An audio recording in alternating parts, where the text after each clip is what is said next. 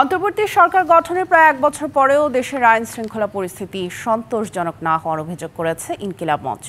আর এই সুযোগে আওয়ামী লীগ ফিরে আসলে তার দায় সরকার এড়াতে পারবে না বলে মন্তব্য করেছেন ইনকিলাব মঞ্চের মুখপাত্র শরীফ ওসমান হাদি। রাজধানীর স্যার সলিমুল্লাহ মেডিকেল কলেজ ও হাসপাতালের সামনে ব্যবসায়ীকে নৃশংসভাবে হত্যার প্রতিবাদে বিকেলে ঢাকা বিশ্ববিদ্যালয়ের মধুর ক্যান্টিনে সংবাদ সম্মেলন করে ইনকিলাব মঞ্চ। সেখানে প্ল্যাটফর্মটির মুখপাত্র সরকার ও বিএনপির কঠোর সমালোচনা করেন। শঙ্কা প্রকাশ করে বলেন, নির্বাচনের আগে পুলিশ সংস্কার না করলে আইন শৃঙ্খলা পরিস্থিতির আরও অবনতি হতে পারে। এ সময় বিএনপিকে সতর্ক করে শরীফ ওসমান হাদি বলেন, জুলাইয়ের স্পিরিট ধারণ করে রাজনীতি না করলে তাদের পরিণতি আওয়ামী লীগের চেয়েও করুণ হবে। পাশাপাশি জুলাই ঘোষণাপত্র শুধুমাত্র পরিপত্রে সীমাবদ্ধ না রেখে সংবিধানে অন্তর্ভুক্ত করার দাবি জানান।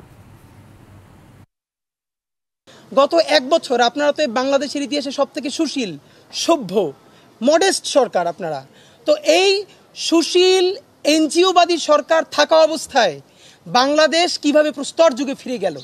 আজকে ঢাকা শহরের মধ্যে এরকম একটা ঘটনা, এই জন্য আমরা বলছি।